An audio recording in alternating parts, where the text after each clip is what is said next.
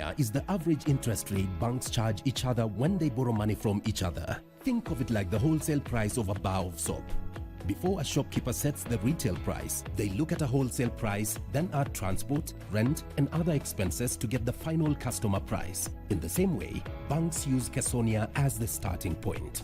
They then add their operating costs, staff systems, rent, etc., and a risk premium based on your repayment history to determine your final loan interest rate. Why it matters? Kesonia is fair and transparent because it's based on real market costs and monitored daily by the Central Bank of Kenya.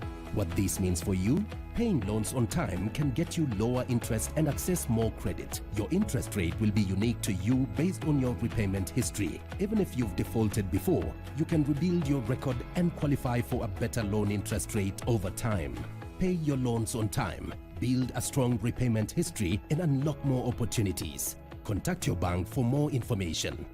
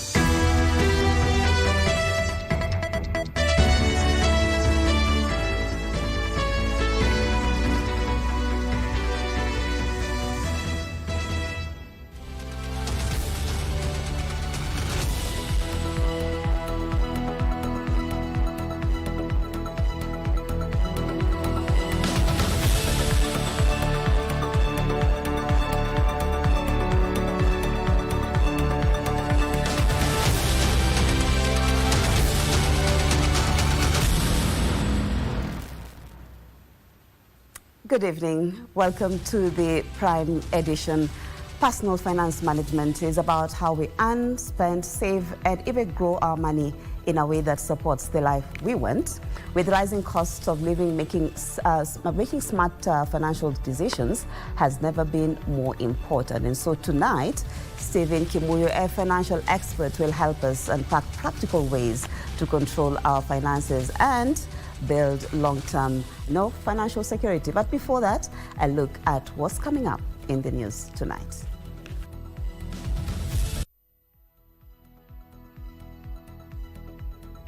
If 80% of your total revenues is amounts owed to suppliers, staff, and other entities, I don't know whether Nyandarua should be dissolved. Auditing counties. Nyandarua governor surcharged over the termination of a 1.5 billion shillings contract that had already cost the exchequer 900 million shillings. Pesa mfukoni! Touring the coast. President William Ruto disburses Nyota funds to youth in Kilifi, Lamu, and Tana River as he urges the region to support his re-election bid. Congestion at Mombasa Port, and for the respective countries, it will be much more efficient or efficacious for them to evacuate their containers to a container depot. And easing cargo clearance. Transit cargo destined for neighboring countries to be cleared at the inland container depot in Naivasha.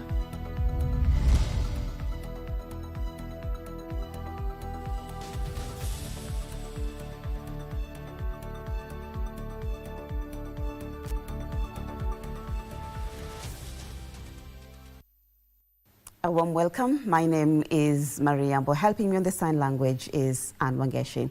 We begin this bulletin where President William Ruto has cautioned school heads against sending learners home over unpaid school fees, saying the government has disbursed 44 billion shillings to support public education. The president assured learners and parents that his government remains committed to ensuring uninterrupted access to education across the country. The head of state further called for progressive politics, devoid of tribalism and division, saying he is committed to implementing agendas agreed upon with the late Raila Odinga. President William Ruto on Thursday began his coastal tour in Kilifi, Tana River and Lamu counties, embarking on a charm offensive to woo the region that has predominantly been perceived to support the opposition. Si tunataka kila mtoto wa Kenya wasome. Ruto, who was accompanied by key leaders from the region, pledged to implement agendas agreed upon by UDA and ODM prior to the demise of its party leader Raila Amolo Odinga. Mimi nilikubaliana na kiongozi wa ODM Raila Amolo Odinga, nikamwambia tuwache, na tulikubaliana na yeye ya kwamba tumalize siasa ya ubaguzi, tumalize siasa ya ukabila, tumalize siasa ya chuki, tuunganishe taifa letu lote la Kenya. Ruto urged the region to embrace progressive politics devoid of tribalism and divisions. Mimi nawauliza nyinyi watu wa Malindi, munasema tuunganishe Kenya ama tutenganishe? Tutembee pamoja. Mimi na Mungaro tutembee pamoja. Na huyu mama Munyasi tutembee pamoja. Na Hassan Joho tutembee pamoja. The head of state further revealing that the government has disbursed over 40 billion shillings to fund education, cautioning school principals against defying government policies by denying learners a chance to report to school. Serikali imetoa pesa bilioni 44 hii Januari ya kufundisha watoto wetu.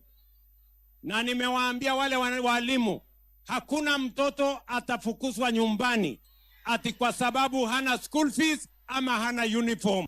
Tamu ni ngapi? During the visit, leaders accompanying the president drummed up support for the ruling administration for re-election. Tutafanya kazi na wewe kwa sababu tunashirikiana kufanya maendeleo haya yote ambayo yanaendelea hapa.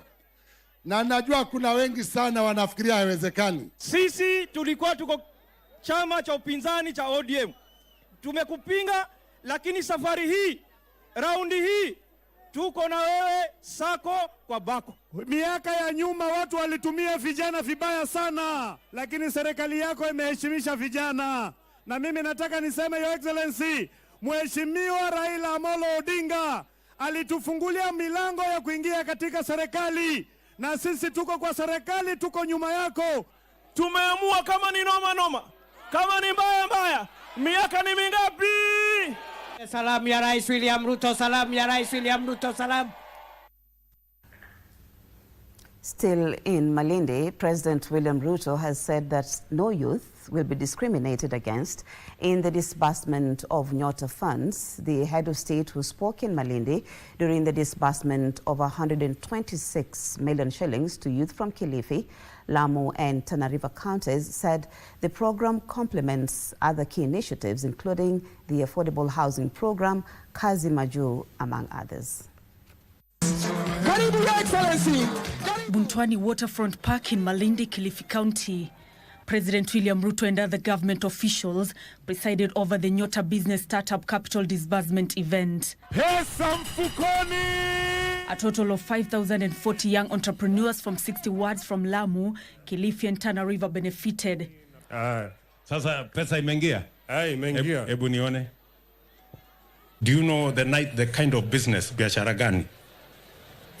Nitaingia tu hapo Kongoya, nitafute kamera kalikali za mtumba. Nilete mtaani na uzie mtaani. I'm a business-minded person. It's just that I don't have the capitals to start since before. So I'm passionate about cosmetics. Alafu pia alikuwa anapata ile discourage na watu wanakuambia hiyo ni uongo, haiwezi kuwa ni ukweli. Yale tu ni yale mambo tu ya Ruto. Mambo tu ya Ruto, haiwezi kuwa ni ukweli. The head of state assured youth that the program will not discriminate. Hakuna kijana hapa ameletwa na mwanasiasa ama na mtu yeyote. We want inclusivity. We want every young person, irrespective of their background. You must get an opportunity like every other young person in Kenya. President Ruto said the program will complement other government initiatives to support youth employment and spur the economy. Na tulikubaliana kazi ni kazi. Ikipatikana Kenya, tufanye. Ikipatikana kwa mjengo, tufanye. Ikipatikana kwa mtandao, tufanye. ikipatikana nje ya Kenya tufanye, lakini Kenya hii kwa mapenzi ya Mungu inshallah tunaibadilisha hatua kwa hatua. The disbursement follows the successful completion of a mandatory 4-day business skills training program which equipped the youth with practical skills to start and grow a business. Kutoka ufungue maombi wiki moja imepita, kuna vijana 265,000 ambao tayari wametuma maombi yao. Sisi kama county tutatoa leseni ya wale wote ambao wataanza biashara na hiyo pesa. Hii ndio itatusaidia tupanue uchumi wetu, tuongeze idadi ya Wakenya ambao riziki yao wanaipata kupitia jasho lao. Nancy Okware, Prime Edition. The Independent Electoral and Boundaries Commission IEBC has appointed an insider to take charge of its secretariat on an interim basis. IEBC has named Moses Ledama Sunkuli as the acting chief executive officer for a period of 6 months. The appointment follows the exit of Marjan Hussain 2 days ago, creating a leadership vacancy at the electoral body's secretariat. Sunkuli, a long-serving official within the commission, is expected to oversee the day-to-day administration, implement commission resolutions, and support ongoing reforms during the transition period.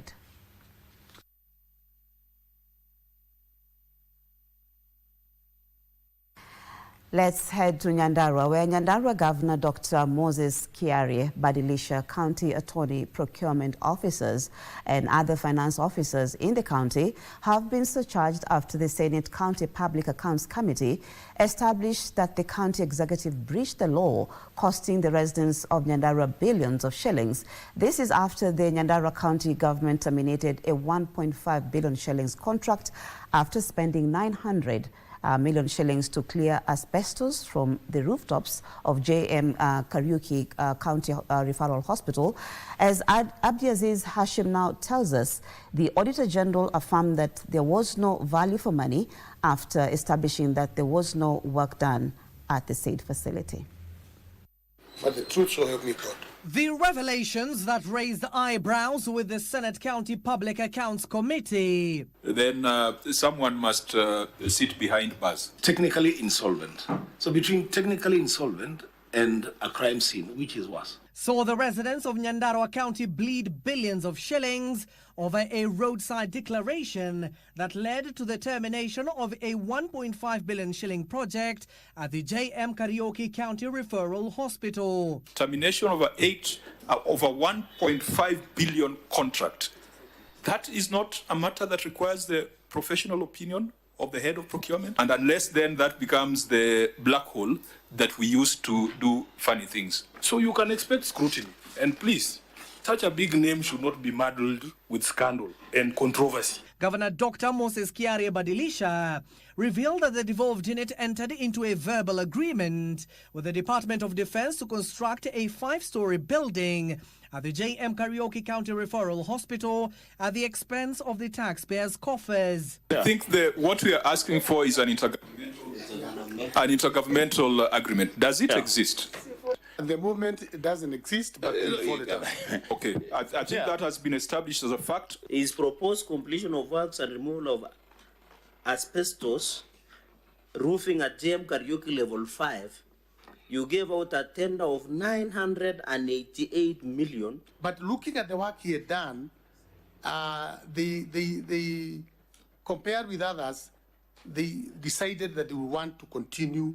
However, the Auditor General reaffirmed that there was no value for money after establishing that there was no work done at the facility. Further, the senators have established that Nyandarua County is on the verge of being declared insolvent after the auditor established that the county has an outstanding 5 billion shilling of pending bills against the county's total asset and revenue of 6.2 billion shillings. If 80% of your total revenues is amounts owed to suppliers, staff, and other entities, I don't know whether Nyandarua should be dissolved.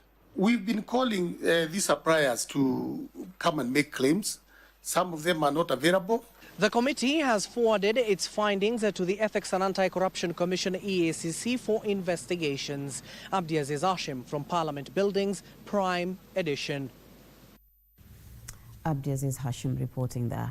Technical and Vocational Education and Training Principal Secretary Dr. Esther Moria has defended ongoing reforms in the TVET sector, dismissing claims that the rollout of the modularization program has increased fees and caused confusion in institutions.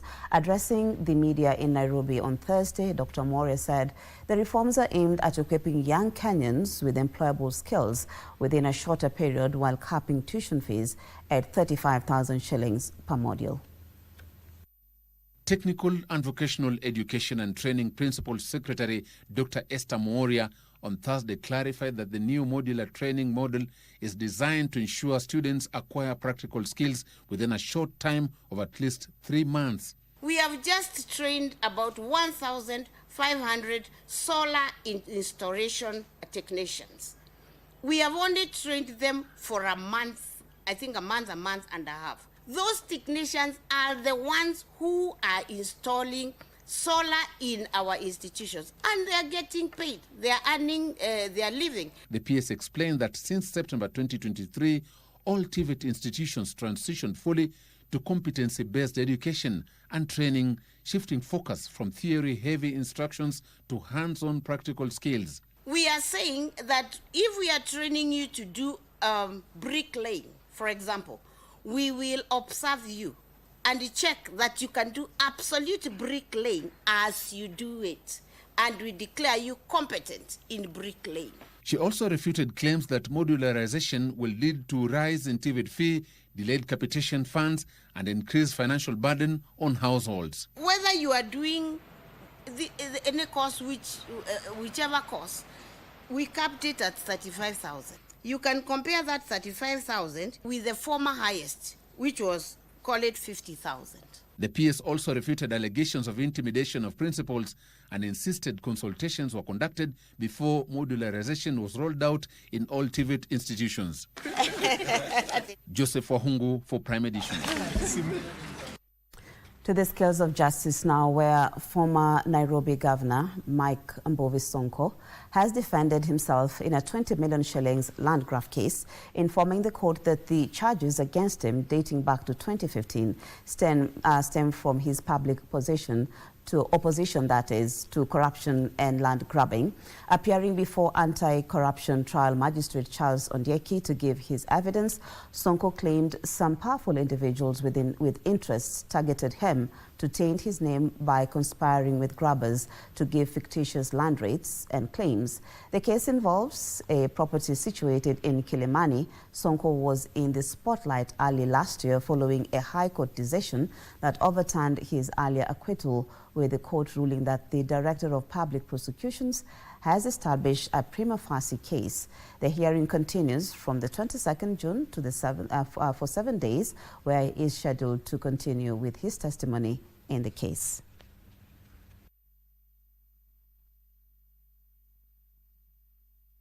Corrupt county official in the last department, Your Honor, normally come up with fictitious rate claim without the knowledge of the landlords, Your Honor,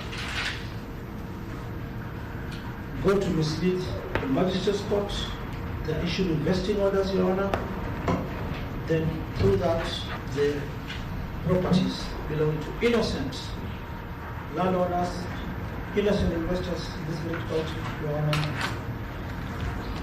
are auctioned. African youth have been urged to take charge of their continent's future, with those in leadership urged to embrace succession planning and open up leadership spaces for young people. Speaking at the official opening of the Nelson Mandela Leadership Summit, Ndaba Mandela called for accountability in leadership to ensure that issues plaguing the people are addressed. Ndaba warned against internal competition between countries at the expense of collective progress. The Nelson Mandela Leadership Summit brings together young leaders, policy experts, and development partners from across Africa and the diaspora. The summit will focus on practical strategies to equip young people with leadership skills, promote grassroots participation, and strengthen partnerships to drive African-led development. It is time for the youth of Africa to rise. It is time for us to talk directly. It is time for us to be honest and open about the challenges that we're facing. If it's HIV/AIDS, if it's a lack of access to resources, if it's a lack of access to technology, our kids need better quality education. We need better quality healthcare. But who's going to do it for us? Nobody's going to do it but us. Leadership, it's about mindset. You can be innovative. You can solve a world problem before your name is even recognized. You wanted to find a problem that you can create a solution for, and then create visibility and exposure for that problem, for that solution that you've made, and then the world will listen to you.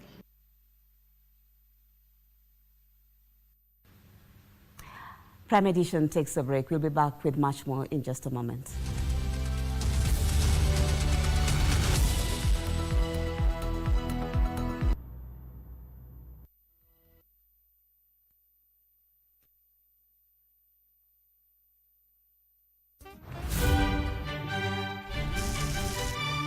My name's Jung Gwon-jong. I'm the boss of this entire hotel. My duties include heavy lifting, spreading happiness, and driving fancy cars. And I officially moved into the sunroom. You think you can cut my share of the rent? Say what? That day, she walked into my life. Hi. I met the woman of my dreams. I'll take you home. I got the Maserati. No, the women in the club will be like sisters to me. Respect is most important in a relationship. If a man doesn't respect a woman, then he's no man. You add all the brilliant moments, or what we call miracles. Welcome.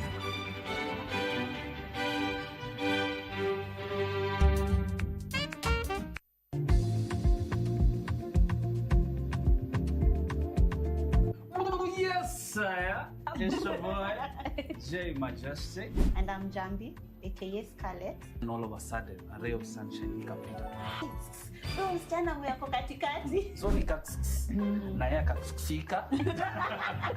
Akakuja, akaanza kutusumbua.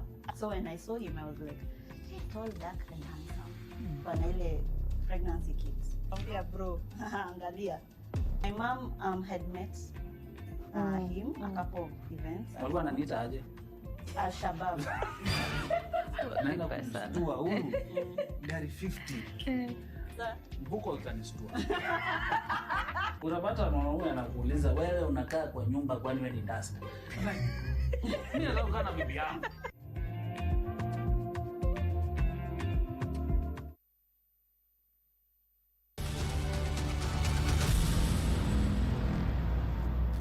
Thank you for staying with us. We continue with the news, where millions of households across the country rely on firewood and charcoal to cook, facing rising costs, health risks, and environmental damage. But in Kitui County, a local energy center is showing a different path. Residents are collecting improved cooking stoves and learning how to use clean energy, save money, and protect their health. Ben Chumba visited the center to take us inside and show how these innovations are transforming homes and communities. In Kitui County, a growing push for clean and affordable energy is quietly transforming how families cook, save, and stay healthy. At the Kitui Energy Center, activity never stops. Once the metal is placed here, you pull it. You pull this lever. And the cutting is as simple as that. Workers assemble improved cook stoves, tend tree seedlings, and prepare biogas systems for distribution across the county. We also do training of the community, the youth groups. So as we produce the jikos, we do training and sensitization. We want the community also to know how to make these jikos so that they produce them themselves and may use them for their own businesses and sell. But for us, Once we produce the jikos, we also sell them to generate revenue. Residents travel from different parts of Kitui to collect clean energy stoves and household energy kits, many seeing the technology for the first time. Jiko mzuri sana na nimefurahi sana kwanza. Usiona hizo jiko vile zimetengenezwa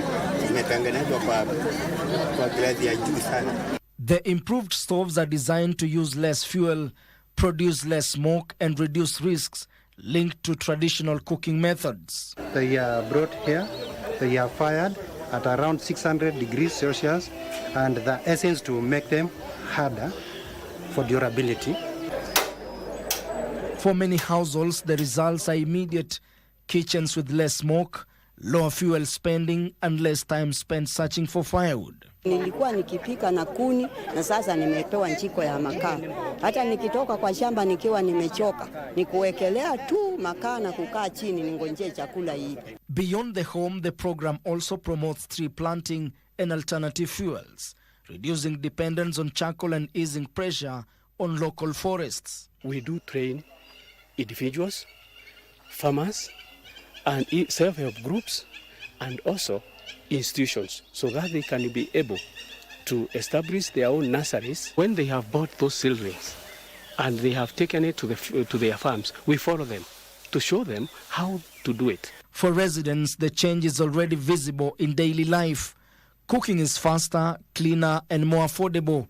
Biogas is a better fuel. When you burn the biogas, you don't remain with the particulates, unlike wood fuel, which even after combustion, it leaves some particulate, which is harmful to both the health and the environment, in the sense that you'll find soot deposits in your house after cooking with firewood as opposed to biogas. With clean energy solutions spreading across communities, the center is not just distributing stoves, but reshaping how families power their everyday lives. This one is using the sun. Depending on the intensity of the sun, this one can take between 15, 20, 30 minutes to boil. It doesn't have a lot of pollution, and it's readily available. Sun is there throughout, and we can make use of it. Ben Chumba, Prime Edition. Human rights defenders are raising alarm over what they describe as a shrinking civic space in the country, warning that the trend poses a threat to freedom of expression and democracy. Speaking during the launch of a research report on activism in Kenya, the stakeholders in the sector call for concerted efforts in protecting the space to enhance the socio-economic and political conversations and amplify the voices of the marginalized. The players, led by nominated Senator Crystal Asige, at the same time urged activists to take the lead in mobilizing young people to register as voters, promote peaceful participation, and defend the democratic space ahead of the 2027 general elections. Truly has been shrinking. I mean, in the last year, there are laws that have been introduced, bills that have been introduced to further censor and curtail any dissenting voices. And so government, as citizens, as business people, as church, we can't say that I don't care about politics, because politics is affecting our what we put on the table, if we even have anything to put on the table. So it's inviting all these players to see how we can move together to move this country to the place that we want it to be. I think it's absolutely possible for young people to get more involved and for artists to rally up voter registration amongst all Kenyans, whatever the demographic, because art is very powerful. In all its forms, culture is what really moves a nation. And it's been seen time and time again, not only in Kenya, but across the world, about how artists, when they decide to very consciously use their spaces to drum up support for anything, let's say registration of voters. Let's head to the counties where Kakamega Homeboys football team defender Silas Abagana is dead. Abagana breathed his last this morning at Kakamega Referral Hospital after sustaining head injuries. These and more coming up in our county news roundup with Michael Mwadiga. According to his family, Abangana was attacked by his 21-year-old younger brother Denmark Mushiti following a domestic dispute. He was alleged hit on the head with a blunt object. So far hatujashika, lakini tuko na familia hapa wao, sababu ni jambo ambayo ilifanyika kwa family. Lakini baadhi ya family members isipokuwa tunaambiwa kijana yule mwenye alimpiga alitoroka, lakini bado tunamfuatia. Confirming the incident, Shinyalu Police Commander Daniel Mukumbu said the suspect fled the scene of the incident and the police have launched a manhunt. In Malaba, Busia County, property of unknown value was destroyed. Stormed Malaba municipality offices on Thursday, demanding employment opportunities.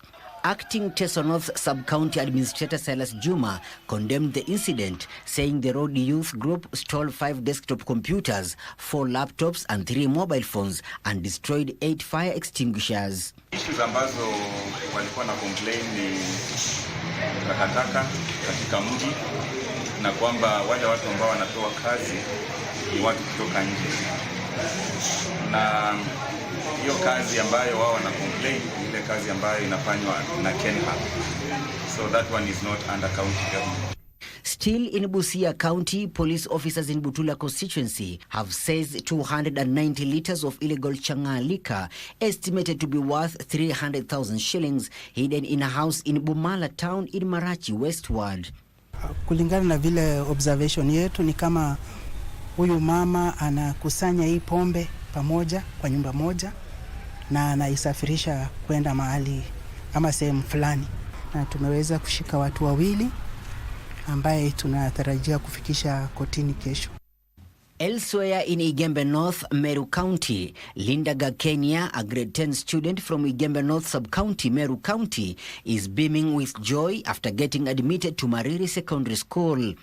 Gakenya was admitted after the Igembe North Sub-County security team, led by Sub-County Police Commander Jared Marando, stepped in to cover her school fees, uniform and other essentials after learning about her financial struggles. Kama shule, tutahakikisha mtoto anaendelea na masomo yake na hakuna wakati ambapo ataweza kutoka kwa sababu ya shida yoyote. Wakati tunafanya kazi kama hii, hatufanyi kutafuta sifa ama that popularity. What we want ni ile mambo ya kuhakikisha kwamba tunasaidia mahali tunaweza. Meanwhile, farmers and traders who purchase their farm produce from Narok County are urging the government to take advantage of the current dry spell to repair some of the roads that become impassable during the rainy seasons. Naona tunatumia magari mbili juu ya mabarabara huku ni baya na chakula siko na shida kutafuta. Mahali tunaipata uwezi enda na gari moja juu utatokea hiyo siku. Ile spending kidogo tuko nayo, hii watu watengenezee barabara, wafanye tu grading. Okay? Na wafanye very soon kabla haijanyesha. Sawa? Lakini ujue barabara ni aka. Michael Mondiga for Prime Edition.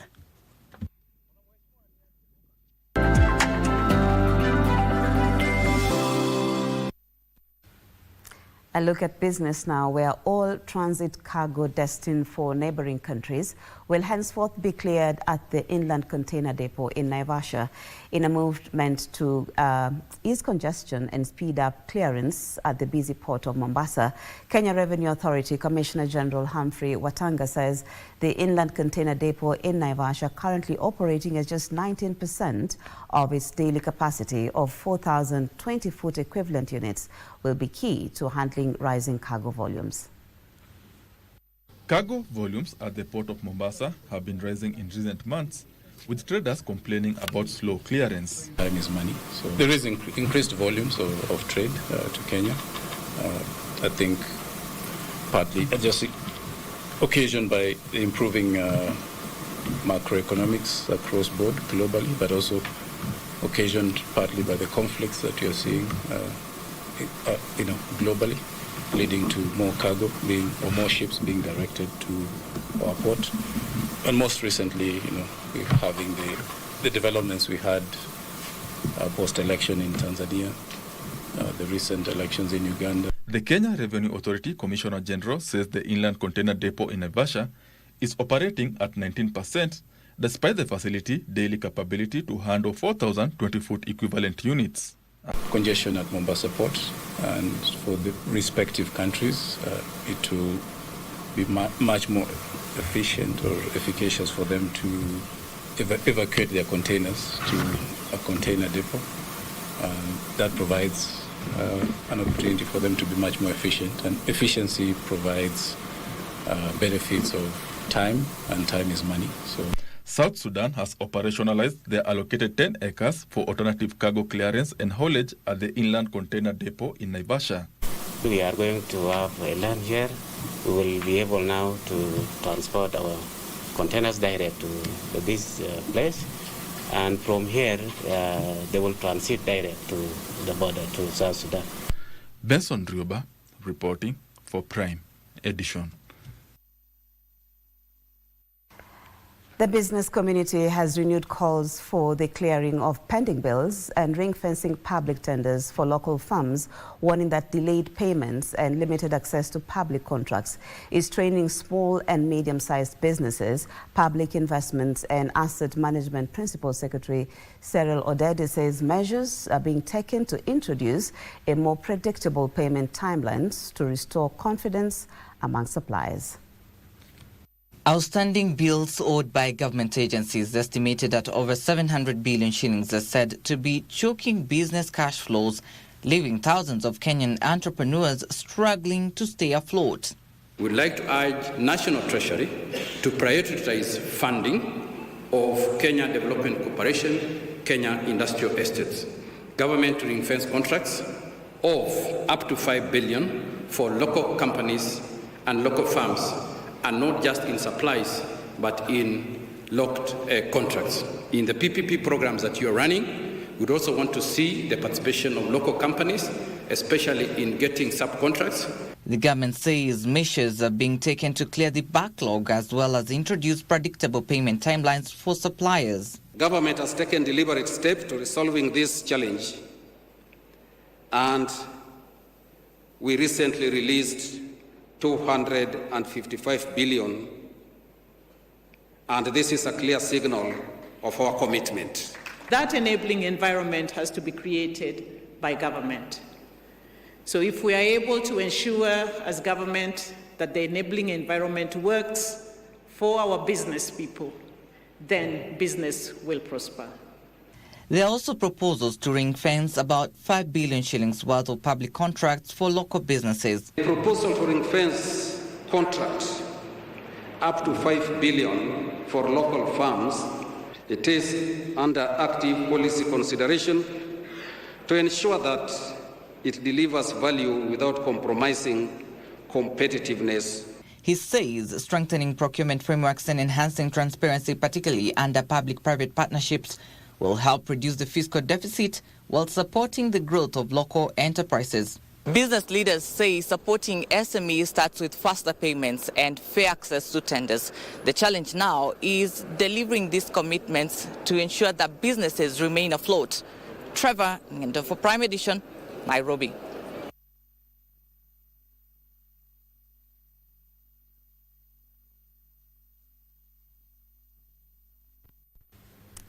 Thank you so much, Trevor Ngendo, for that report. And that report by Trevor Ngendo definitely ushers in our interview segment, where Stephen Kimoyo is a seasoned banker and financial advisor with over 13 years of experience. He is a passionate financial literacy advocate dedicated to empowering individuals and small businesses to make sound financial decisions through practical, actionable advice. He believes that information sharing is the foundation of universal learning and as a catalyst for personal and professional growth. He now joins me to talk about matters financial literacy, specifically, personal, financial management. Thank you so much, Stephen, for making the time for us tonight. Thank you very much.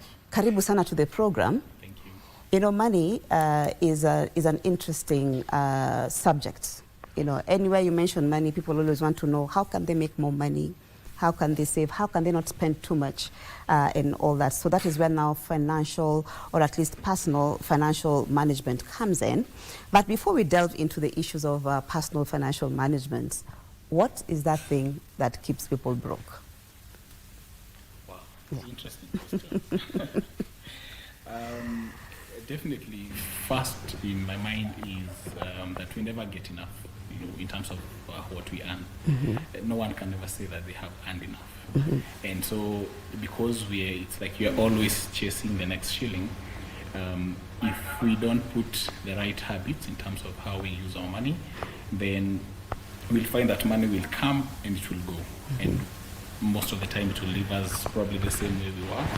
And lack of planning is actually what keeps you broke, because if the money comes and it finds that you don't have a plan for it, I usually joke that it will always have enough ideas. Exactly. Where to go.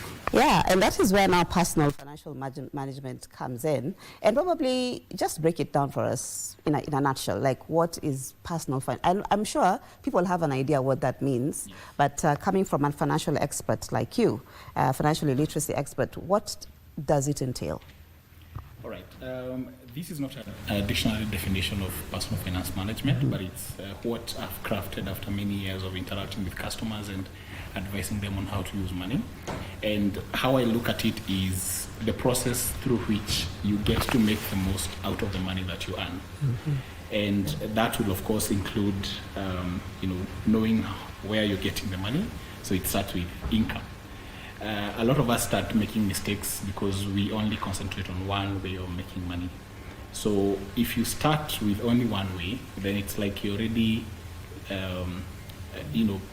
going to be playing catch up every other time. So once you've understood the sources of money, then you need to look at what do you do with that money once it lands in your within your precincts. And the other thing is to make sure that you're not spending the entire amount that you earn, but you're making provision for savings. And that's why they call it paying yourself first, ensuring that immediately the money comes in, you have decided the portion that you are not going to spend. And that's what makes you richer tomorrow than you are today. Okay. Otherwise, if you keep on spending everything that comes in, and most of us will actually even spend more than we get, we will discuss that later. Definitely. Then you'll actually never master this subject called money. So you've mentioned something about paying yourself first. First of all is knowing the sources of income, and then when it comes in, then you must also have a plan for it, because without a plan, money will always get something to do. There's always something to do with money. So when it comes to planning now, you said pay yourself first. But what about when somebody has like, debts and all that? How is someone supposed to go about it? But I want you to hold that thought, because we take a short break, but when we'll be back, we'll be tackling that. Because paying yourself is one thing, but then when you have debts, how do you balance all that?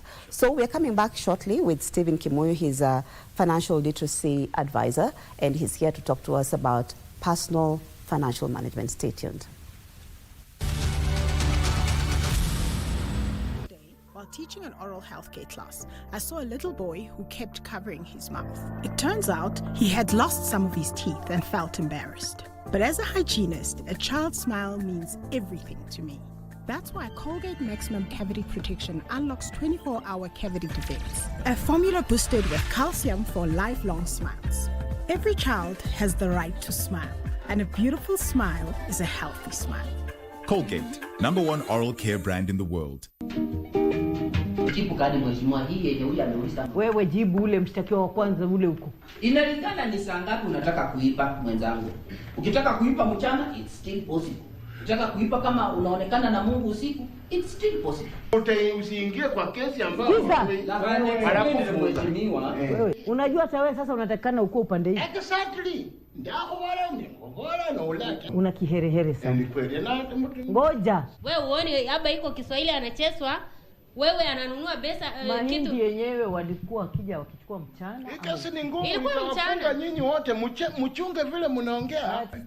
Excuse me. Ulikuwa na receipt. Excuse me, I'm not an office in my friend. I'm not an office. Wewe. I'm just a nightmare. Wewe. Excuse me. Ati wewe ni nightmare. Wacha kuniambia kutoka jana asubuhi mpaka saa hizi tumetumia shilingi 1800. Silizinunulia nguo. Nguo za nini? Si za harusi, silikuwa kuna harusi ilikoni. Fadhali sana Maarifa. Usikuniita hapa uje niponde kazi yangu. Niambie ulichoniitia. Dada zako ni warembo kama wewe. Dada zangu wanaingilia wapi? Cha nini cha ni hiki. Angalia ngoja sio unajifanya janja sana. Nikide cha nini? Unaona mtu mzima ukose kazi ualike maharusi tu. Toka hapa kwa nyumbani hapa. Basi mimi nitalala hapa. Wapi? Ni kwako? Kama sina na Mwambie kutafutia mahali pa kulala, si kwa nyumba yangu.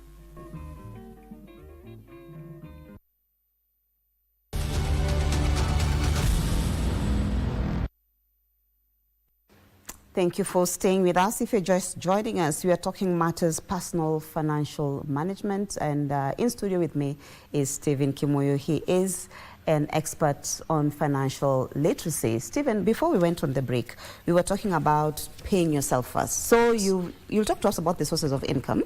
You will tell us, because it could be you're employed, but again, if I remember very well, you said the danger is having one source of income. True. So we'll talk about that, but why is it important for someone to pay themselves first, despite the fact that you also could be having other financial responsibilities? Okay. And that's a very fundamental question when it comes to managing your finances. And the importance of paying yourself first is that it's the only buffer or the only surety that then you're actually rooting for your own self and for your tomorrow. Otherwise, if you allow all the other needs or the obligations and everything else that you do with your money to come in the way of you protecting your tomorrow, then you will always be regarding yourself or relegating yourself to the very end. And in other words, then you're not taking charge of the process of growing yourself. So you need to be deliberate about paying yourself, and that means that you save, you decide how much you're going to save, and then you plan for everything else. Everything else can fit into the remainder. Okay. Yeah. So paying yourself, remember I have other personal responsibilities, I mean financial responsibilities. What percentage then do you pay yourself? Or do you work out that in terms of how much debt do I have? And sometimes you might not even be able to finish the whole debt at once. So is there a percentage that somebody can work with when it comes to, So we usually recommend an average of 20 to 30% of your income should actually go to catering for your future. That is growth, investments, and savings. Of course, you'll start with savings, and then once you accumulate it to a certain extent, then you channel it to a place or a vehicle that will help you now to start generating more income. We call it passive income. And that way, then you're ensuring that your tomorrow is well protected. And then because you're putting that money into that basket every month, then it means that it will continue to grow. And you're not putting it just in the account to lie, you're putting it into vehicles that are actually generating revenue in form of interest and other types of commissions that you may be earning from that money. And better still, if you put it in a vehicle that does compound interest, because you're earning interest on interest. And so that pool continues to grow. And if you remember, one of the curves that we are learning in school, the so-called, the parabola, I think it is, and you get your money to grow exponentially, and if you look at the graph for compound interest, and that becomes very important because slowly the discipline of you putting your money aside will eventually give you a very good return in the end. So discipline is a very difficult for very many people, especially when it comes to savings. But just taking you back again, when you talk about 20-30% saving, does that mean you need to have like different bank accounts for you to be able to have like your savings account here and maybe an investment? Because I've also had some people talk about that, like the best way to do it now is not to have like one account where your salary comes in and that's the one that you're saving in, you're transacting your day-to-day financial needs and all that. How should somebody be so organized such that you are able to separate all these monies and still be able to save and do your investments and these many other things that you need to do? Okay, so the trick is automation. So you need to make a decision that this is the amount that I'm saving and this is going to be to go into my investments, and you make that decision once and you put in a process or a system that will be taking that money from your current account or where you receive your salary. If you're a business person, you have your main account, but then you need to either do a standing order or you can take advantage of facilities like what we have in the bank that I work for, that is EcoBank. The save as you spend solution, where money comes in and it's channeled directly to a specific vehicle that you have chosen prior. So you're not forced to make that decision to save on a monthly basis. So you make it once, automate, and that means that you don't have to make that decision every month. Okay. Yes. So again, that's brilliant. Like, you can put a standing order where the money comes, so you're in stock exchange, maybe this money goes to this particular entity and all that. Yes. So you'll talk to us about, like in the banking system, because there are various ways that you can actually invest. Yes. But in the banking system, where can people put their money, that will actually work for them? Okay, so we will start with the first solution that every bank will give you, and that is a savings account. Of course, the returns from a savings account are usually not that great, but it's usually a good pool to collect the money, and then you decide where it's going to go later on. So the other options will include money market funds. They'll also include government bonds and securities.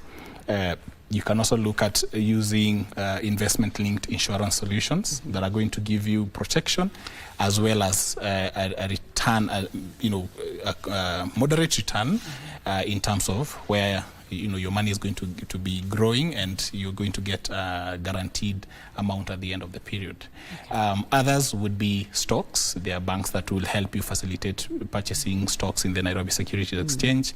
And for more sophisticated customers, you might find options that are even global. You might be able to buy global stocks or what is known as mutual funds, and all these solutions are available to in the bank that you work for, or rather you work with. And it takes a bit of knowledge and seeking financial advice from your banker, and make your banker a friend, because then they have this knowledge, and this knowledge is available for all of us to consume. It's free. It's free of charge. Yes. Yeah. So, talking about the different ways that you can invest, whether it's in a fixed deposit account or it's, can I say, the money markets, and all this. Somebody else might be saying, like, really, I have very little money. Probably I'm just earning, say, 20,000 shillings. Can I really invest in a fixed deposit account? Can I even invest in, in the stocks? But essentially what I'm saying is, does it mean that more money means you can save more? Do you need to have a lot of money for you to save? Not really. Remember, we are talking of percentages, and regardless of how much you have, then you can work out a percentage of whatever amount that it is. So here, the discipline is the most important thing, and especially when you look at it from how people start investing. Most people believe that I will only start investing when I get a lot of money, but ideally, you should start investing as soon as you start accessing money. So once you distribute that, we call it the 50-30-20 rule. Of course, 50 goes to needs, 30 goes to your wants and entertainment and just having a good life. And again, we are not saying that you live a boring life because you are investing and all that. So 30% is actually essentially for you to enjoy life, and then 20% is now what goes into the investments.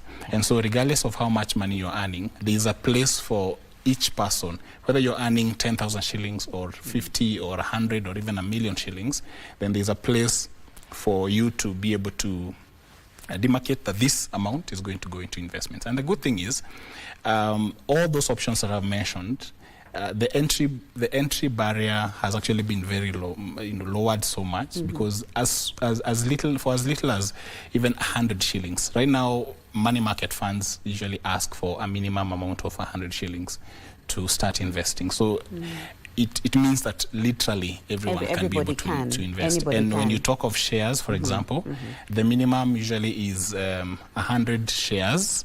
And so depending on how much the share is going for, the counter, the price for each share, then you can actually, if like we have shares that are going for like 2 shillings, 3 shillings. So it means that if you multiply that by 100, we are talking of amounts that are less than 500 shillings to start your journey investing in stock exchanges, for example.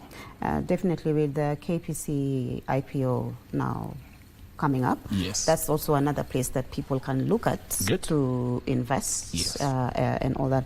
But again, there is it's not a get-rich-quick venture, you know. No, it is not. Are there shortcuts to getting rich? Maybe you can tell no, us. there are no shortcuts. Actually, investments and personal finance management and largely wealth building is a long-term process. And you have to be disciplined and patient enough to have all these things that you're putting in place to work out. Otherwise, if you want to make money tomorrow, unfortunately, you will find yourself under too much pressure, and you might not wait long enough to be able to realize the gains from whichever venture that you get into. Okay. Yeah. And now, when it comes to debt management, yes, that's also a very big issue. Yes, one of the deepest. Yeah, some people have no financial discipline to the extent that there is that issue of instant gratification, and then you find yourself bogged down with a lot of debt. How can people sustainably manage debt? I usually say that the best time to manage debt is before you incur it. Otherwise, if you wait until you have the debt to start managing it, it's already too late. And how do you manage debt before you get it? Number one is to ensure that you're borrowing for the right reasons. Now, many of us fall into that trap of being strapped by debt because we borrow for consumption and not for investments. Now, ideally, you should only do what is known as leverage, like you're using other people's money to advance your agenda of growth and not just putting yourself under the load of debt. So when you borrow to invest, it means that that money is actually giving you a return. And so you're not going back to your pocket to pay for that money. Whatever you did with that money when you borrowed is what is going to be repaying the debt. So you're not tying your future income in a way that is just shrinking the percentage of the amount that you need to spend for the other things. So borrowing to invest rather than to consume. And unfortunately, I've seen even in the industry, a lot of the adverts that are coming, especially on the short-term debt, is consumerism.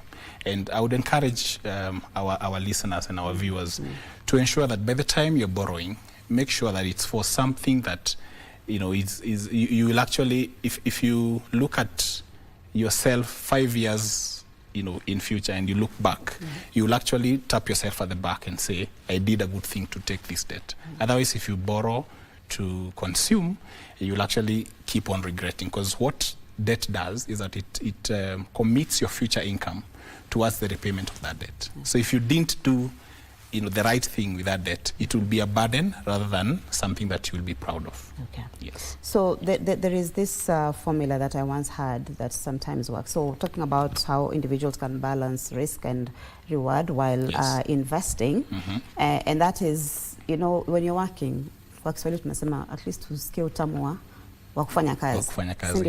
Yes. So you can't keep working and saving and all that. So this formula, someone shared with me some time back, and they said, you do not go entertaining yourself like every day or every month, every week, or something of that sort. That is if at all you want to, make it financial and all that. So you can have a bank account where you put a little percentage for when you want to take a friend out or you want to go out. Or if for us ladies, maybe you do your nails, you do your hair. So you can have that money saved in there, over time. So when you want to go and do something, you just know, I need to go and get the money from this bank account. Or if you have people, sometimes we help each other, So even if you have money in your savings and someone else tries to ask or borrows money from you, but you do not have money in your welfare account, you don't have money. Yes, so that's called intentionality of what you want to do. So remember, we say the 30% in your budget is supposed to go to wants, and wants are essentially entertainment. So we don't advocate for people to live at boring lives. Yes, exactly. Life has to be lived. And 30% of your income is actually a huge chunk if you think about it. So we usually say you budget for the things that you love. So budgeting doesn't mean that you will allocate all monies to investments and savings and stocks and everything else. Budgeting is actually telling your money where to go. Instead of wondering where it went. That's a famous quote by Dave Ramsey of the US. And so once you tell it to go towards entertainment, it means that you are actually living life in your own terms. You're not doing it because other people are doing it. You're not doing it because there's a lot of pressure. So you're saying, I have the needs, which I'll cater for them by 50% of my income. I have my wants. I want to live an enjoyable life, meaningful life, quality life. And so you go out once, as you said, all the things that you described, without going too much into it. And then you're also saying that I have to protect my future. So I set aside the 20% to 30%, depending on how fast you want to accelerate that pace. So it's proper for you to actually budget for the things that you love doing. Okay. So quickly, the can I say categories of people? Young, can I say those who are just about to retire? Yes. People are still in the middle and all that. Do you think they should have different goals when it comes to personal financial management? Absolutely. For someone, there are usually stages as you grow. So there is someone who is in the formative stages, and at that point, maybe your distribution of that 50, 30, 20 might be different because you are young, you don't have so many obligations. And so what you want to do is to accelerate the pace at which your money is growing. So because you don't have children, for example, so you might say a bigger chunk of my income is going towards building a buffer for myself so that I start early and I have a foundation. When you start having school fees commitments, that's the time you want to buy property and all that, then you can reduce probably on how much is going into maybe entertainment, and you say, let me focus on building my family and my obligations.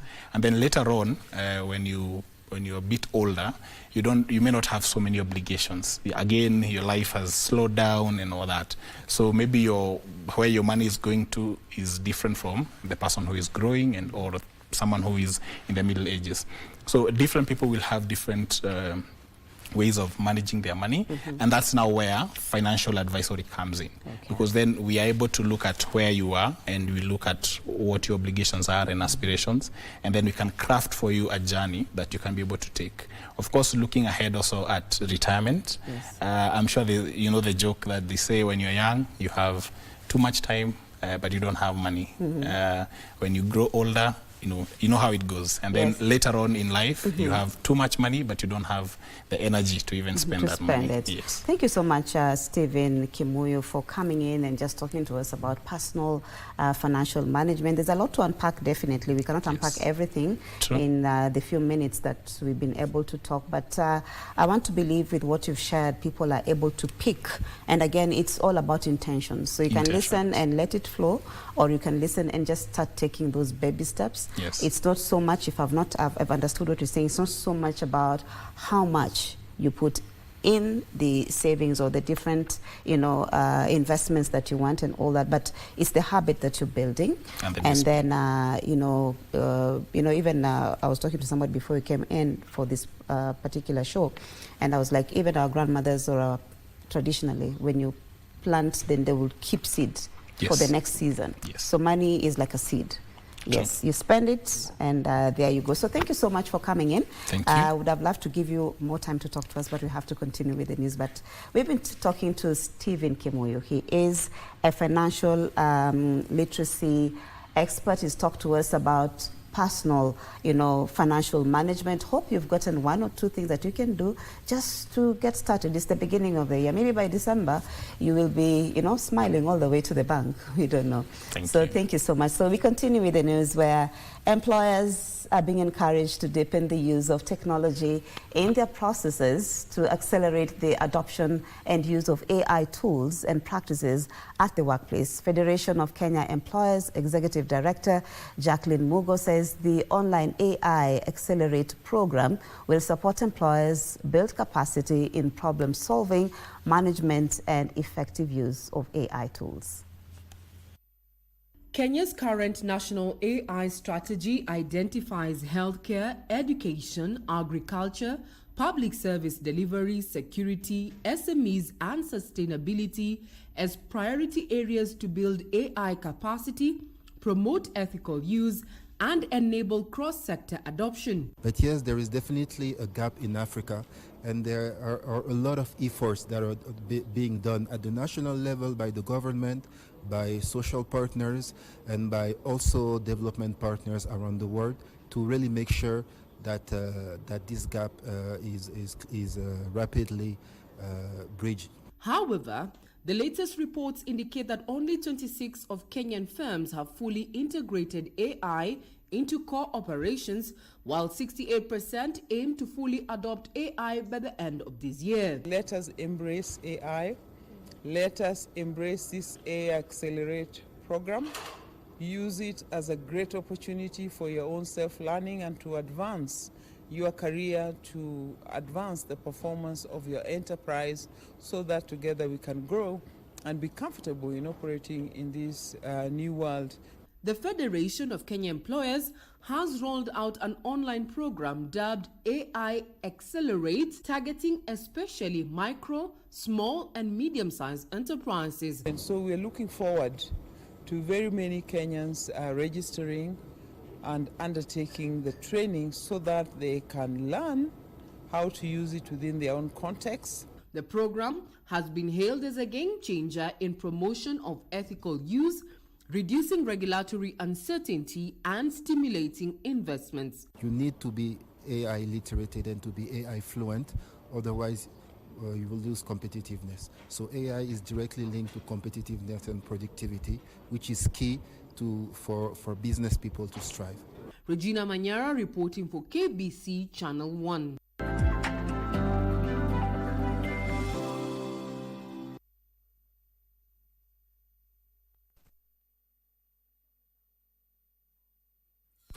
Kila Jumamosi saa 1 jioni kuna sauti mbili zinazotawala anga ya habari.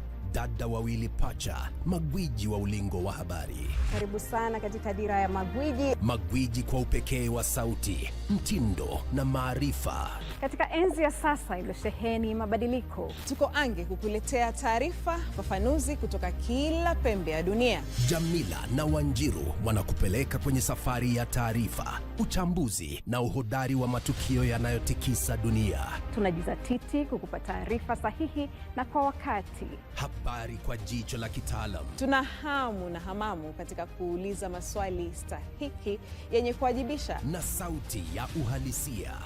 Tupe sikio na macho kwa taarifa za kina. Dira ya magwiji, pacha wa habari. Kila Jumamosi saa 1 jioni hapa KBC Channel 1.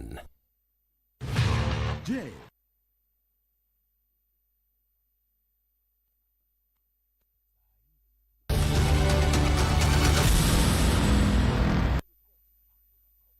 we continue with the business news, where remote communities in Tana River County have been connected to the national grid, empowering them engage in economic activities as well as lead better lives. Our reporter Alan Aoko interacted with residents of Dibe and Gubani villages in Garsen constituency and filed the following story.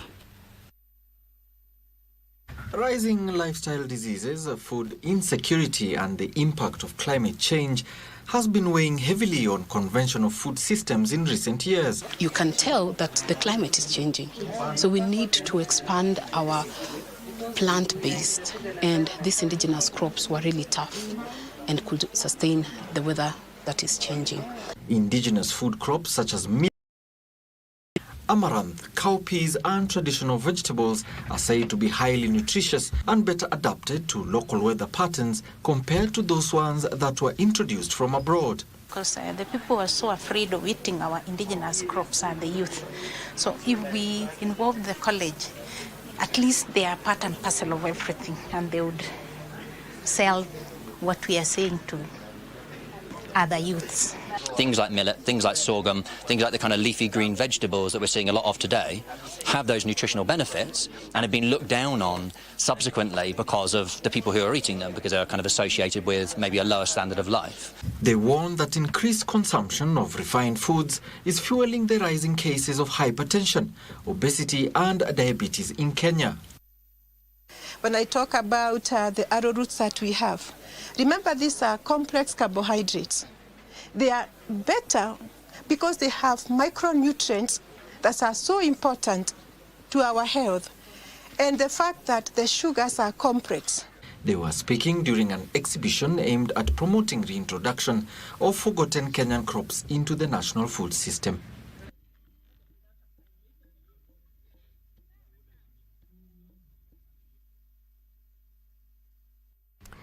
Uhuru Park in Nairobi County stands as a testament to the harmonious blend of nature, history and urban vibrancy. The 32-acre sanctuary, inaugurated by Kenya's founding president, that is Mzee Jomo Kenyatta, in 1969, offers a serene escape from the bustle of the city and is ideal for those seeking adventure or just to relax. Irene Muchoma-Odim narrates on this week's episode of Magical Scenes.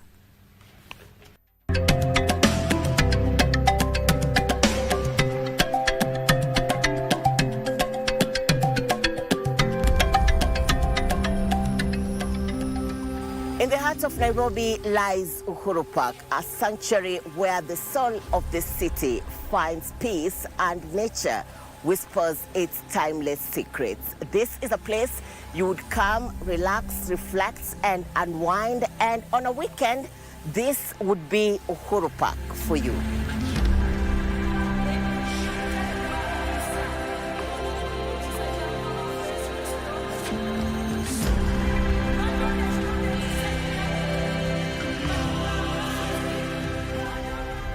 Uhuru Park is a haven for photography enthusiasts. Alafu ingine unaweza face huko uinue mkono hivi. Yeah, face huko hiyo. Uinue mkono hivi. Vitu perfect. With its picturesque landscapes providing a perfect backdrop for capturing memories, photographer Ezekiel Mkabwa, known as Ziki, often frequents the park to document its beauty through his lens. Most clients wengi hawapendi picha, but unawa-convince, unawapea styles, unaonyesha previous picha yenye umepiga, then akibambika, ana-take to, yeah, ana-promote kazi. Uhuru Park's lawns, lush trees and views offer breathtaking shots. Tunataka inga hii view ya tao yenye inaonyesha Nyayo. So like naweza sema pia watu wanataka karibu na maji. So kuna hii setup yangu. Hii ni design time ya deck juu watu walikuwa wanapenda like kitu inakaa fancy. For those with a liking for adventure, Uhuru Park does not disappoint. The park's cabro paths are a dream for bikers and skaters alike, offering smooth rides amidst the natural beauty. The assembly ground, once a stage for historical events, now hosts vibrant skateboarding competitions. Consequently, Uhuru Park provides an ideal setting for celebrations, whether it's a child's birthday party or a family picnic. The park's expansive lawns and iconic structures offer a welcoming atmosphere for gatherings, making it a popular choice. Adding to its charm are the captivating wildlife sculptures. The newly transformed Lily's Pond, now an aquarium, invites guests to marvel at the aquatic life, offering a unique blend of nature and art. Nevertheless, Uhuru Park is not just a place of leisure. It's a site steeped in history. From its opening in 1969 to its role in political and religious gatherings, the park has been a silent witness to Kenya's evolving narrative. Nimekaa tu nimerelax. Niko comfortable nikiwa huko. Na mahali kwingi pa kwenda kufurahia. Naweza enda mahali upeleke watoto wazunguke. Anybody who's visiting Nairobi to come into Uhuru Park and meet and see the nature and the beauty of its place. Entry to this urban gem is free, with one only requiring a national identification card. Uhuru Park is more than a place. It is a living testament to the beauty of life's simple pleasures amid the urban hustle. It is a place you can visit any day of the week. Uchuma Odim, Magical Sense in the county of Nairobi.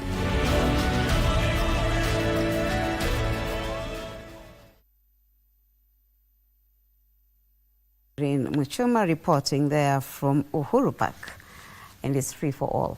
Now, maize farmers are being advised to release grain in their possession to the National Cereals and Produce Board before duty-free imports are allowed in to stabilize flour prices.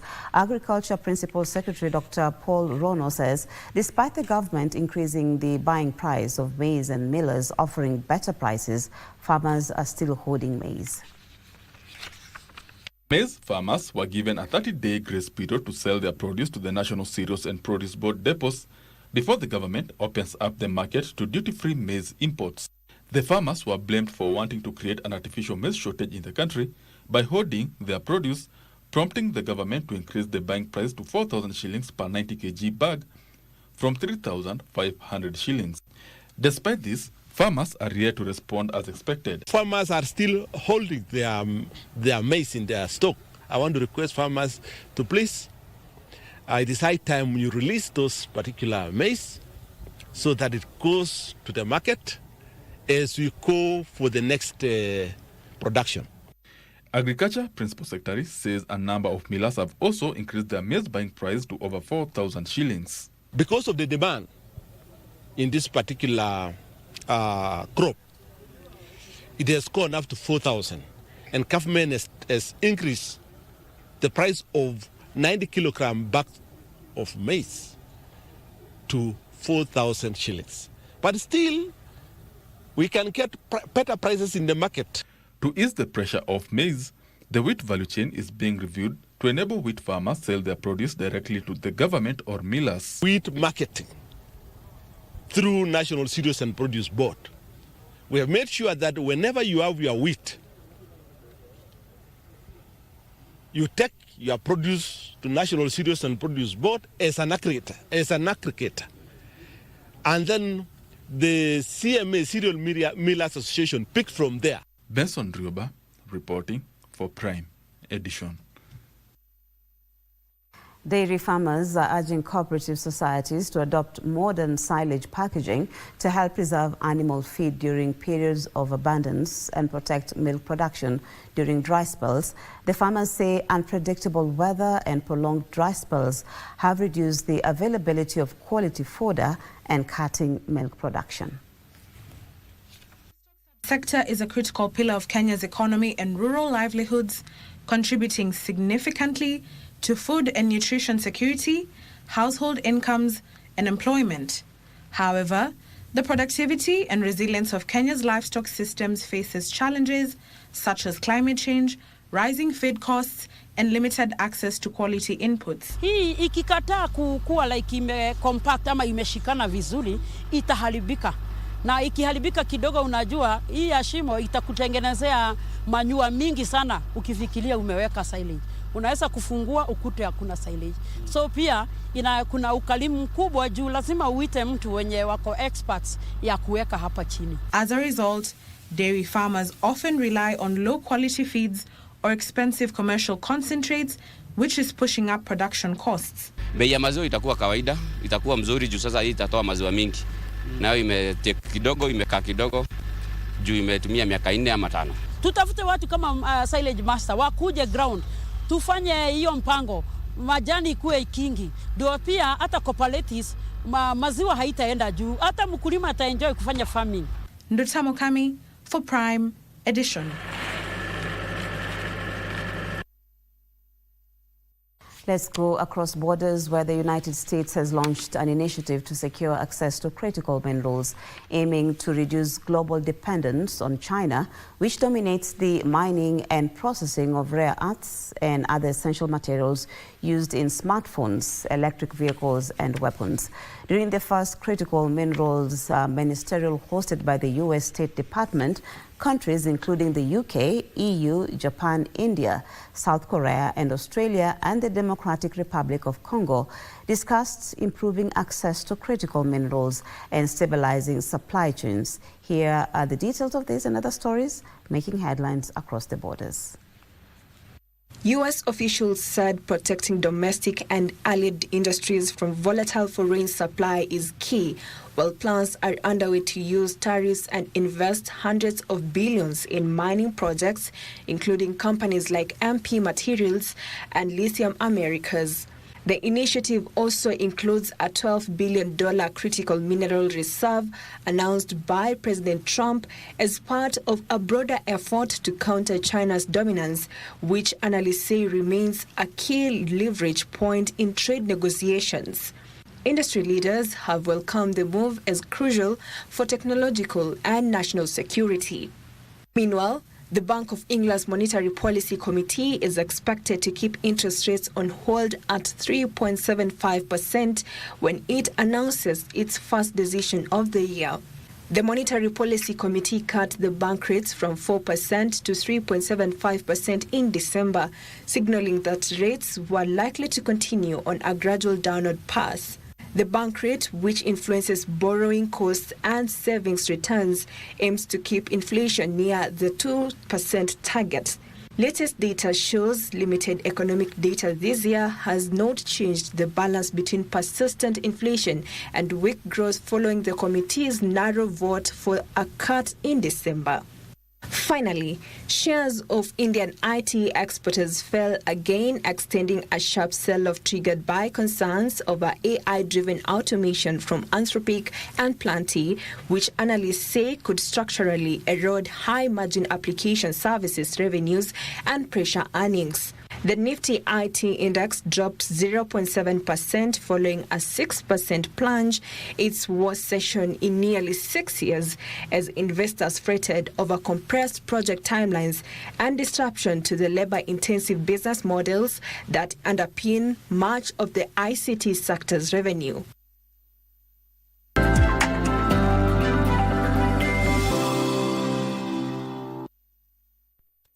Sahi, ukidao star 419 hash option 4 ama uingie kwa tushinde.com, hakuna probox. Jaribu. Ni ukweli. Yaani nimeshaingia na ndio tunafyeka. Pia inaona iko ndani. Wanaongelea nini hao? Ni shamba. Na sio moja, sio mbili, shamba 3 hapa Juja. Very nice. Na ni area moja development na growth iko promising sana. Stima iko ndani. Hiyo. Maji inapatikana. Wow. Security iko sawa na all basic amenities zinapatikana. Shamba ni 3 na kuingia kwa draw ili kujishindia moja kati ya shamba hizi 3 ni 35 bob pekee. Na mtu akitaka zote 3, iko special ticket ya kuweza kujishindia shamba zote 3 kwa tikiti moja ya 99 bob pekee. Hata hiyo, na barabara ni nywe mpaka kwa ploti yako, na kila ploti is worth 1.5 million Kenyan shillings. Hii 2026 hatuland tu, tunaland mara 3 na tushinde.com au star 419 hash option 4. Au umesema vizuri sana. Wewe fieka. Na fieka.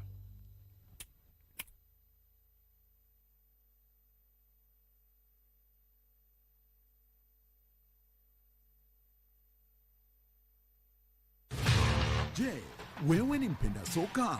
Na je, wajua kuwa KBC mwenzio wako wa dhati michezoni anakujali?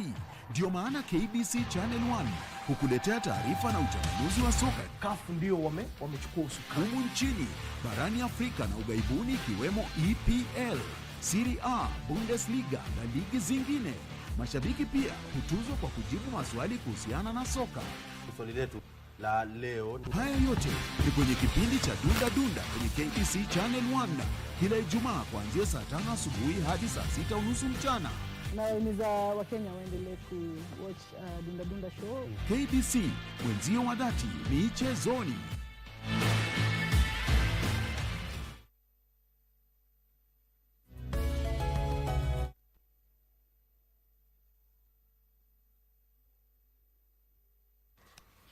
A look at sports now, where Lakers ladies hockey is back from Zimbabwe, where they made history by lifting their first ever Africa Cup for Clubs Championship title.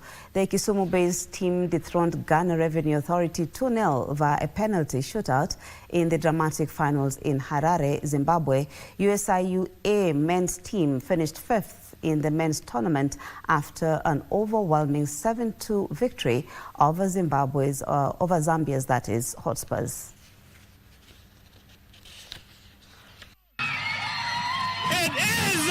It was a sweet revenge for Lakers ladies hockey team against Ghana Revenue Authority, who had defeated them in their opening match before they beat Hippo and Bulawayo to stay on course for the title. Lakers team captain Joan Guille said they believed they will topple the GRA team as ingrained during their training preparations, which paid off. We are driven by purpose, and when we went for this championship, we had one thing in mind. We can't just travel all the way from Kenya by road for nothing, and we wanted the win. That's what we went for. Head coach Sheldon Olisi credited the teamwork and mental strength, which boosted their confidence to achieve the historic success, not forgetting the collective effort between the coaches and management. Our heart was in the game. The ladies were very committed to carry the trophy back home. And so the push, we had to push ourselves more and more in every day, in every game, in every match. The team manager Judith Owino revealed the journey to success was not without challenges, citing the demanding travel to Zimbabwe and ongoing financial constraints that affected the team but didn't derail them from their target. The girls, all of them here, most of them are not working. They are just coming for training, and they did their best. The team's attention now has shifted to the Kenya National League, where they are determined to maintain momentum and build on the confidence gained from their recent performance. Sean Muya for Prime Edition. The 2026 Magical Kenya Open has received a major boost of 65 million Kenya shillings investment from ABSA Kenya CEO towards the prestigious golf tournament scheduled to tee off from the 19th to the 22nd of this month at the Karen Country Club in Nairobi. ABSA has supported the DP World Tour event for 15 years. Consecutive years, with 40 million Kenya shillings going directly to the Kenya Open Golf Limited for the organization of the event. They will also sponsor the Beat the Pro Challenge, where junior golfers will compete alongside professional players at a selected hole to see who lands closest to the pin, with the junior winners being awarded a fully funded junior account worth 50,000 Kenya shillings. The bank's Kenya Managing Director and CEO Mohammed Abdi said they are committed to spotlighting brand Kenya to the world to reinforce Kenya as the premier tourism destination. This year's tournament has attracted a field of 114 elite golfers from 25 countries, who included 10 Kenyan professionals and amateur golfers, former 5 winners of the Magical Kenya Open tournament. The players will compete over 4 exciting rounds for a share of the 348.3 million Kenya shillings prize pass. Of this amount, I think 40 million will go directly to KOGL and towards the entire tournament, and the rest of it will be spent on surrounding activities, publicity, media, and many other aspects. We are investing in talent development, in talent identification, coaching, and the development throughout the country. We are going to have all the past winners of the Kenya Open at the DP World level coming to play. I look at rugby now, where Kenya Rugby Sevens player Kevin Wekesa is the winner of the 2025 International Olympic Committee IOC Climate Action Award for the athletes category. Wekesa, who received the award during the IOC session in Milan, was recognized for using sports to champion climate action through his Play Green Grassroots Initiative program. The player has introduced practical sustainability measures in Kenyan rugby, where he replaces single-used plastic bottles with reusable aluminum bottles, which saves nearly 1,000 plastic bottles for the national rugby teams every week.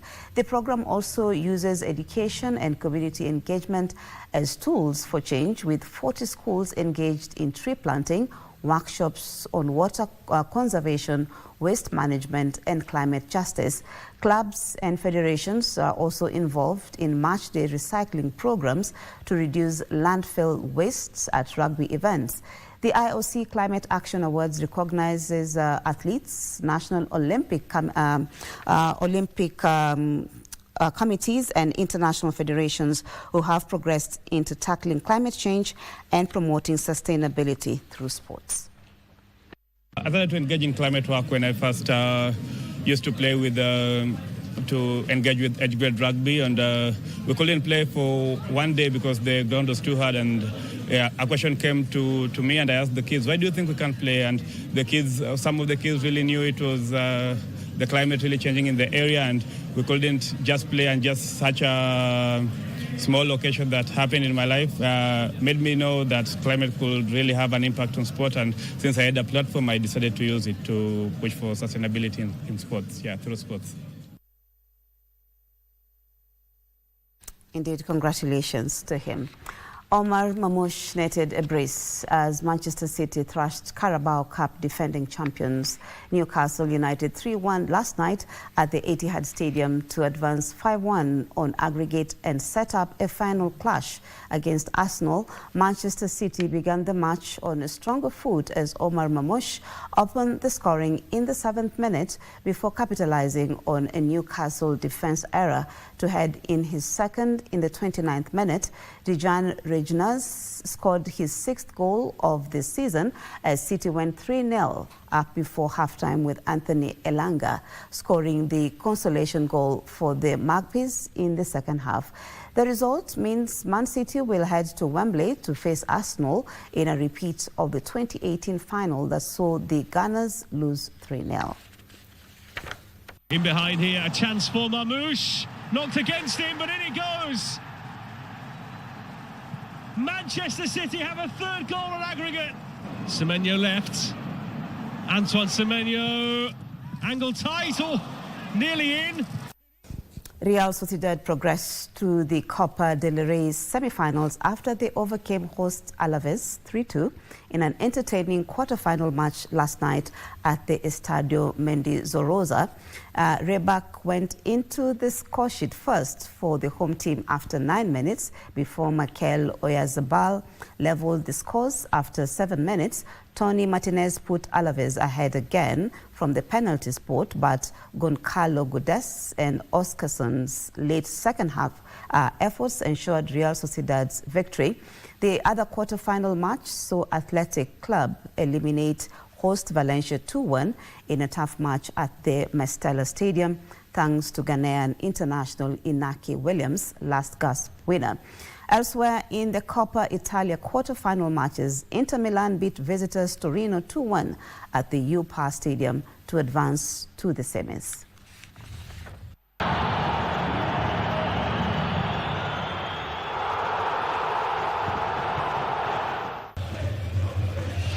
Still with Kamate. Bonny! It's the French connection. Matesi. Thuram. Must be a second. It is a second. Andy Diouf. Takes a deflection. Kulenovic! Torino have a goal back. And the Spanish Copa del Rey ends our bulletin this evening. Thank you so much, as always, for your time and your company.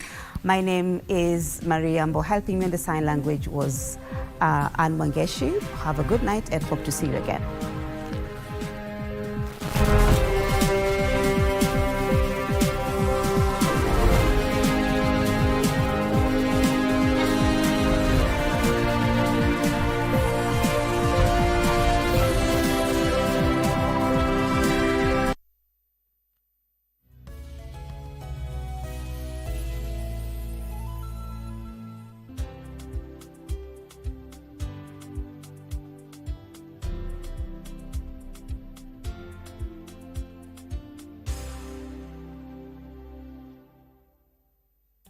Saa hii Ukidial *419# option 4 ama uingie kwa tushinde.com, hakuna probox. Jaribu. Ni ukweli. Yaani nimeshaingia na ndio tunafyeka. Ya inaona iko ndani. Wanaongelea nini hao? Ni shamba. Na sio moja, sio mbili, shamba 3 hapa Juja. Very nice. Na ni area moja development na growth iko promising sana. Stima iko ndani. Hiyo. Maji inapatikana. Wow. Security iko sawa na all basic amenities zinapatikana. Shamba ni 3 na kuingia kwa draw ili kujishindia moja kati ya shamba hizi 3 ni 35 bob pekee. Na mtu akitaka zote 3, iko special ticket ya kuweza kujishindia shamba zote 3 kwa tikiti moja ya 99 bob pekee. Hata hiyo, na barabara ni nywe mpaka kwa ploti yako, na kila ploti is worth 1